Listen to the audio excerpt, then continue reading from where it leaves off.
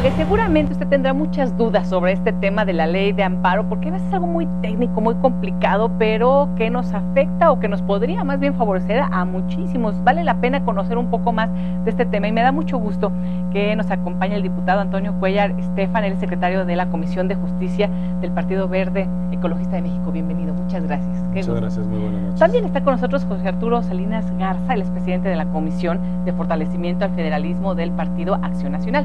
Bienvenido. Buenas noches, gracias por la invitación. Pues un tema muy árido, muy complicado, y yo empezaría por lo básico, que es este tema en relación a la suspensión y que causó mucho revuelo y estuvimos escuchando en medios porque reaccionó parte del empresariado mexicano diciendo que no, que era además discriminatorio, que por qué se hacía una excepción en el tema de la suspensión. ¿Por qué se hace esta excepción en ciertos ámbitos como las concesiones? Me gustaría, si me permiten, explicar primero qué es la suspensión. Sí. Es un tema, en verdad, muy técnico. O sea, yo me amparo. Cuando uno presenta un juicio de amparo, lo que pide es la protección para suspender el acto de la autoridad. Es decir, llega la autoridad para... A ver, por ejemplo, no, si ponemos ejemplos creo que sería ahí como más claro. Vamos a hablar de una concesión de televisión. Sí. Llegan y presentan, la autoridad dice, voy a cancelar la concesión de esta cadena de televisión para que deje de operar. Usualmente lo que hace el afectado, el titular de esa concesión, acude al amparo y protección de la justicia federal y pide la suspensión del acto. Esto quiere decir que en 24 horas el juez resuelve con la apariencia del buen derecho del titular de esa concesión que las cosas se queden como están, es decir, que siga operando hasta en tanto se resuelva el juicio en definitiva. Eso es la suspensión. O sea, se amparan del amparo. No. Bueno, suspenden el amparo. Suspenden el acto de autoridad. Así es. Okay. El juicio de amparo tiene dos etapas, que es la etapa de la suspensión y la de la resolución del fondo. Se ampara el concesionario sobre este acto de autoridad. Correcto. Y la suspensión al acto de autoridad la otorga el juez. Es correcto. Ok, en lo que se determina si se ampara o no al concesionario. Totalmente. Entonces, pues así se la lleva. Lo que se planteaba en la reforma y la esencia era que se había abusado muchísimo de esta figura y hacían juicios larguísimos en donde podían estar en este tema de la suspensión una y otra vez y entonces irse y aprovechar además con la concesión, por ejemplo, en este caso, y si después dicen no se la vamos a otorgar, pues ellos ya se la pasaron, ¿qué? 4 años, 5, 6, 7, 8, los que tarde el juicio, ¿no? Déjeme tratar de poner un ejemplo a lo mejor un poco más sencillo y más asequible para la gente. ¿De qué me serviría a mí venir a reclamar en un juicio un acto de autoridad que eventualmente está violando mis derechos? Sí. Si yo no pudiera obtener una medida al principio para evitar la consumación de ese acto. Si yo tengo una tienda de mascotas y de repente las autoridades vienen y dicen has violado la ley porque no has pagado tus derechos de prórroga de tu licencia y me clausuran, ¿de qué me va a servir que dentro de 2 años me digan que tenía la razón si permaneció cerrada mi tienda de mascotas a lo largo de este tiempo? Sí. ¿Qué es lo que sucede? Los jueces federales tienen esta facultad para dictar una medida inmediata. Desde que presento la demanda, impiden y detienen a la autoridad para que no se ejecute el acto. Le dice, déjame valorar si estás cumpliendo o no los derechos del particular. Y en lo que eso sucede, abstente de ejecutarlo. ¿Qué es lo que tengo que valorar yo como juez para concederte esa medida inmediata? Va a venir a hacer las veces de lo que va a ser la protección al final. Yo lo que estoy tratando de como juez es de preservar la materia durante el juicio. Sí. ¿Qué es lo que tengo que valorar? Para concederte la medida, ¿estoy afectando yo más a la sociedad impidiendo la materialización del acto con relación a tus derechos, ahora, sí o no? Ahora, eso sucede siempre. Eso siempre. Esa es la norma general. La pregunta es, respecto de estos temas, estamos precalificando y diciendo, tratándose de la utilización de bienes del dominio público de la nación, del territorio nacional en ámbitos concesionarios, como autopistas y carreteras, ferrocarriles, puertos, aeropuertos, aerolíneas, telecomunicaciones, telefonía, radio, televisión. En todo esto, no podemos impedir que el Estado utilice y aproveche los bienes que le corresponden a la nación, porque le interesa a la sociedad que esto se siga utilizando. Por consiguiente, nos adelantamos y te decimos a ti, juez, que no lo valores. No valores tú, porque para nosotros cualquier acto de utilización podría implicarlo. Y por consiguiente, en estos supuestos, no concedas la suspensión, por consiguiente se ejecuta el acto, se consume en ese momento, júzgalo y ya veremos a los 2 o a los 3 años si tenían la razón y lo restituiremos en el goce de sus derechos. ¿Cuál es la parte grave de esta fracción 13ª del artículo 129, que ya hoy, como se votó, desafortunadamente no tuvimos los votos para evitarlo?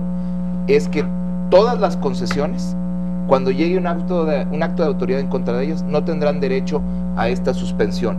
Y nosotros lo que hemos venido sosteniendo, inclusive el diputado Cuellar y un servidor, así lo hemos platicado, es que es demasiado radical como está, porque estás prejuzgando si existe o no una afectación a la sociedad, y no en todos los casos existe. Yo ponía el ejemplo de un agricultor que explota un pozo de agua.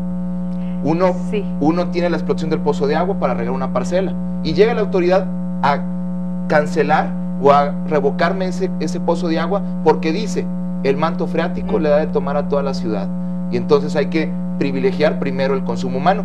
En ese caso es correcto que no proceda la suspensión, pero si no hay un caso que afecte a todos, no debería de darse debería de darse la suspensión. De todas formas, el juez va a evaluar en todos los demás casos si otorga o no esa suspensión, y si lo hace de manera inmediata. También había una figura dentro de esta reforma que se realizó y que no sé cómo quedó ya en la ley, en donde el juez podía hacer adelantarse y prever hacia dónde podría determinar el juicio de amparo y cómo se podría resolver, y entonces él otorgar o no la suspensión.